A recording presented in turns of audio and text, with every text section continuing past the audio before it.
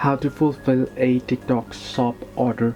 Hello everybody, welcome back to my channel. This is me, Pipin Bisnet, and today I'll guide you on how you can fulfill TikTok shop order. Thanks to Cipop.com, I'll be able to guide you through, as the TikTok shop feature is unfortunately unavailable in my region as of now. As you can read here, TikTok shop gets into the fulfillment game with fulfilled by TikTok. Now here is the 3 ways to fulfill TikTok orders. The one is FBT with an official TikTok partner like Cipop. Sellers have the option to leverage fulfilled by TikTok, which will allow them to send their inventory to TikTok and have their TikTok shop orders fulfilled that way. TikTok has partnered with Cipop to be their first fulfilled by TikTok partner in the US to facilitate order fulfillment for brands leveraging TikTok shop. So you can use the official TikTok partners like.